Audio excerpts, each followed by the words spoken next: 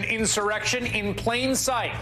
Senator Vance, I'm going to ask you again. Did Donald Trump lose the 2020 election? And I've answered your question with another question. Tonight, the emerging details of the Trump effort to overturn the 2024 election. Then, about that Trump sales tax. Do you think prices are high now? Donald Trump's message basically is, you ain't seen nothing yet. The Republican nominee ramps up his rhetoric on raising prices. I will impose whatever tariffs are required, 100%, 200%, 1,000%. And with 25 days left before Election Day, what you should know about the high-stakes saber rattling from Trump world. There needs to be a confrontation of Iran. When All In starts right now.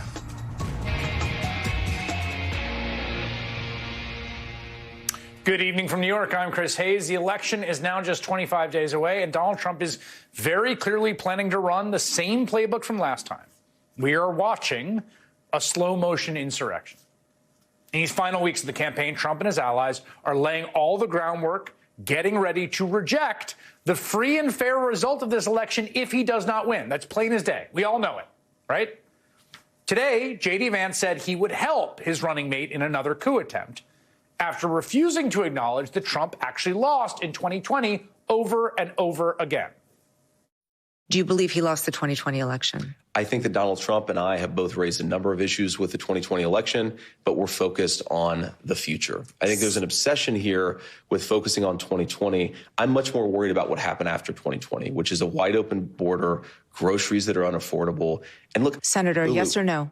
Okay. Did Donald Trump lose the 2020 election? Let me ask you a question. Is it okay that big technology companies censored the Hunter Biden laptop story, which independent analysis have said it cost Donald Trump millions of votes? Senator Vance, I'm going to ask you again. Did Donald Trump lose the 2020 election? Did big technology companies censor a story that independent studies have suggested would have cost Trump millions of votes? Senator I think that's Vance, the question. I'm going to ask you again. Did Donald Trump lose the 2020 election? And I've answered your question with another question. You answer my question and I'll answer yours. Senator, would you have certified the election in 2020? Yes or no? I've said that I would have voted against certification because of the concern that I just raised. I think that when you have technology companies... The answer is no. Now, to some degree, perpetuating the 2020 lie is about protecting Donald Trump's fragile ego. And J.D. Vance, as his eager crony, right, has to make sure, like, the big guy doesn't get upset. But also, more seriously, we have to take J.D. Vance and Trump seriously. Every day, they're telling us how they're approaching this, right? They're openly plotting to steal this election. Because while we may be used to the lies and the anti-democratic rhetoric after so many years, and in some ways we just are heading towards a very dangerous and precarious moment. And I know I'm not saying anything new or earth-shattering or, like, wildly insightful by saying that, but it must be said. 25 days out. So next month, we're going to find out, election night, night after, week after, who won, right? If Kamala Harris has won 270 electoral votes. Now, that will not actually be enough for her to be sworn in as the next president. And here's the rub. In years past, it was. In 2004 and 2012, and other elections I've covered in 2016. But what is going to happen is that our democratic system will be existentially challenged once again as Donald Trump attempts to do what he did in 2020. Everybody knows this. This time, he will have a much bigger running start, as well as the backing of the Republican Party, a whole group of right-wing lawyers, and possibly, as we saw on January 6th, violent mobs. It's just the reality. It's not a question if it's going to happen. Like, if Donald Trump and J.D. Vance are going to come out and be like, well, we conceded defeat, we called Kamala Harris. No. Again, Trump and his running mate have told us over and over again they will not accept defeat. The people who work closely with him agree. General Mark Milley, this is Trump's chairman of the Joint Chiefs of Staff. This is a pretty serious dude. His top general worked with Trump, was in the room with him, says Trump is, quote, a fascist to the core. Not my assessment. A fascist to the core, and the most dangerous person in the country. That's who we're dealing with. And Trump's allies are already taking action. Republicans are attempting to seed the ground for a legal battle, filing election-related lawsuits all over the country. According to Democracy Docket, a voting rights news platform that tracks election litigation, The Republican Party has been involved in 97 lawsuits so far this election cycle. That's more than 3 times the number we saw ahead of the 2020 election, which, again, was in the midst of COVID, where there was a lot more actually happening on the ground, like states having to change stuff around.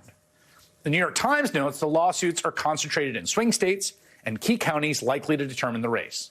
Several of the suits embrace debunk theories about voter fraud and so-called stolen elections that Trump has promoted since 2020.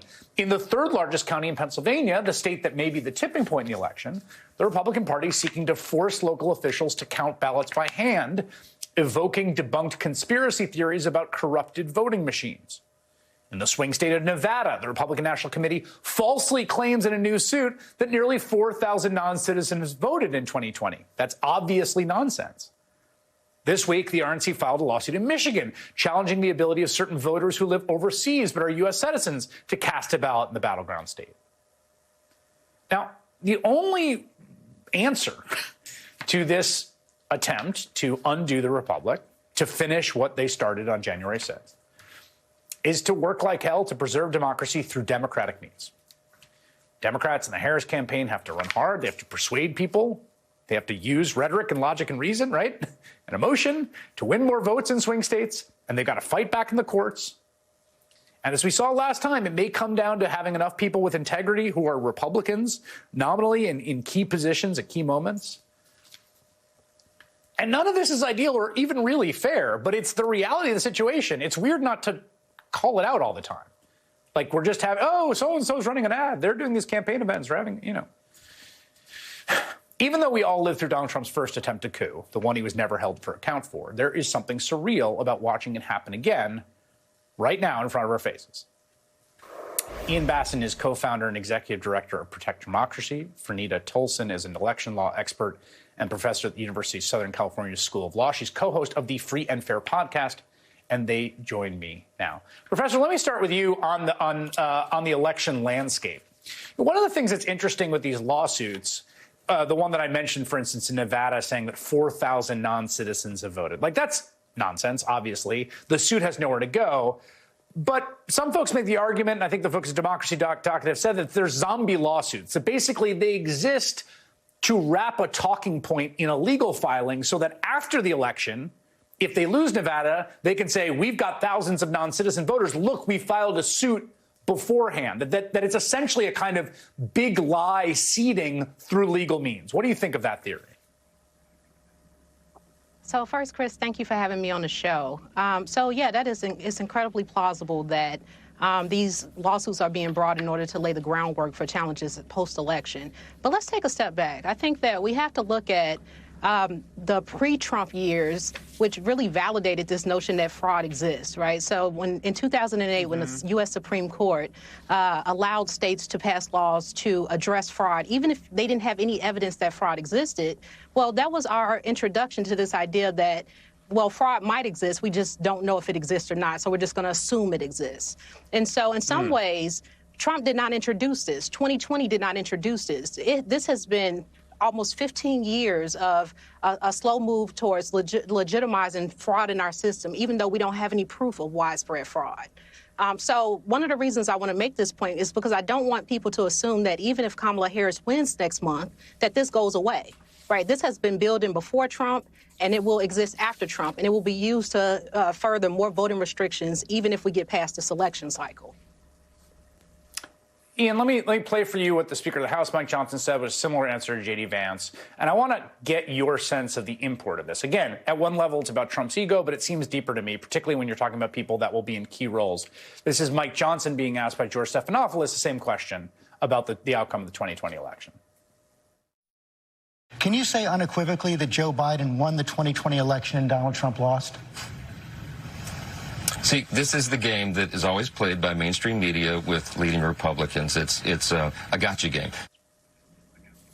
Now, Johnson followed that up by saying his worries about the 2024 election, the professor's point that thousands upon thousands of non-citizens will be voting. This seems like the line they are hitting ahead of the time so they could use it to